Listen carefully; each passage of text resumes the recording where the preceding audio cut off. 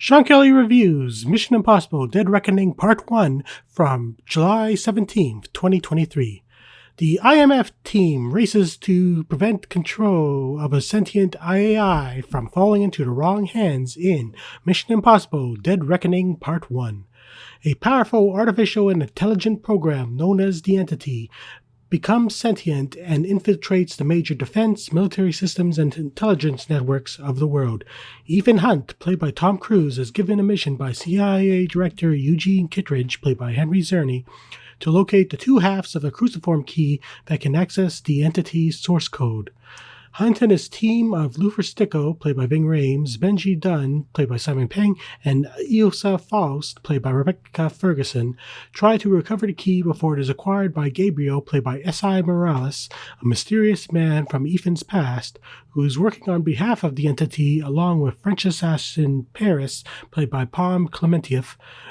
During the mission, Ethan crosses paths with an expert thief, Grace, played by Haley Atwell, who was hired to acquire the key for arms dealer Alana Mitsopoulos, played by Vanessa Kirby, aka the White Widow. Mission Impossible Dead Reckoning Part 1 Synopsis. Mission Impossible Dead Reckoning Part 1 is the seventh entry of the now 27-year-old Mission Impossible film franchise, which is based on the 1960s TV series. The film is once again co-written and directed by Christopher McQuarrie, who previously was at the helm for 2015's Mission Impossible Rogue Nation and 2018's Mission Impossible Fallout.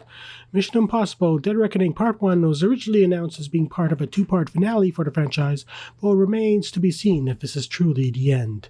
While the franchise always utilized technology that doesn't exist in the world, particularly the ability to wear incredibly realistic masks, Mission Impossible Dead Reckoning Part 1 crosses the line into science fiction by having the antagonist be a sentient AI known as the Entity, who uses a mysterious man named Gabriel to ensure that it achieves world domination.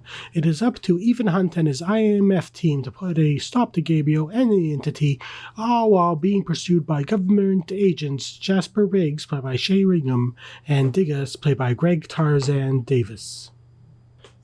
My thoughts on Mission Impossible Dead Reckoning Part 1. Mission Impossible Dead Reckoning Part 1 begins with perhaps the longest cold opening of the franchise, with nearly half an hour of the 2-hour, 43-minute film going by before the opening credits roll. This includes an exposition-heavy scene featuring The Collective, a group of representatives of various intelligence agencies led by Director of National Intelligence Dillinger, played by Cary Elwes. The scene marks the return of Henry Czerny as Eugene Kittredge, the director of the IMF and the CIA, who hasn't been seen since the original Mission Impossible film in 1996. There was a point in time when Tom Cruise seemed ready to retire from this franchise following 2011's Mission Impossible Ghost Protocol, but now it seems he is willing to keep making these films until the now 61-year-old actor physically can't make them anymore. Indeed, as has been the case with the other entries in the franchise, Mission Impossible Dead Reckoning Part 1 has been built around the insane stunts that Tom Cruise performs himself. In this case, he does a base jump off a mountain before the film's climactic set piece on board and on top of a runaway train. While the action set pieces of the film remain quite spectacular and entertaining to watch, I also have to contend that Mission Impossible Dead Reckoning Part 1 has me feeling franchise fatigue.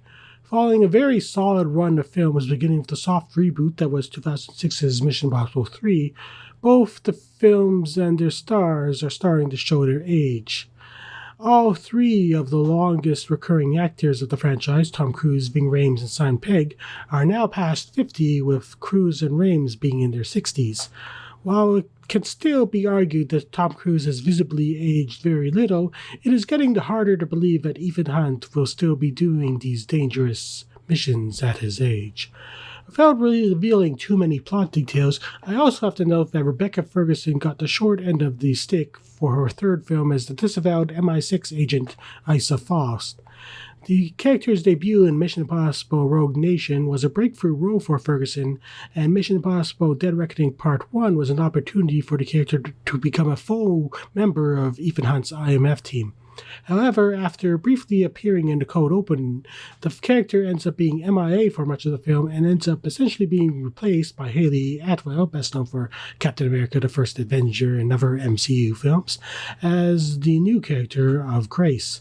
It can also be argued that Mission Impossible Dead Reckoning Part 1 is a victim of bad timing. If production wasn't delayed as part of the COVID-19 pandemic, and the film didn't originally miss its summer 2021 release date, chances are that most wouldn't bat an eye that an evil sentient AI is the main threat of the film. However, it turned out that the film was released the same week SAG-AFTRA went on strike, with the prospect of being replaced by AI technologies being one of the major issues. While I am sure this probably won't hurt the film too much, it does make Mission Impossible Dead Reckoning Part 1 closer to science fact than you would previously expected. One major positive about Mission Impossible Dead Reckoning Part 1 is that despite being the first chapter of a two-part story, it doesn't end up feeling like half a film. While the closing narration emphasizes that this mission was only the beginning, there is still a level of resolution to the plot. As such, viewers of Mission Impossible Dead Reckoning Part 1 won't be left hanging until Part 2 comes out in a year's time. I give the film 3.5 stars. Positive notes for Mission Impossible Dead Reckoning Part 1. The action sequences and Tom Cruise's crazy stunts remain an entertaining spectacle to watch. Negative notes for Mission Impossible Dead Reckoning Part 1. Starting to feel major franchise fatigue. The three central protagonists are now getting too old to believably be part of dangerous missions. Rebecca Ferguson ends up being wasted in her third film of the franchise. The AI plot is badly timed and brings the franchise too far into science fiction.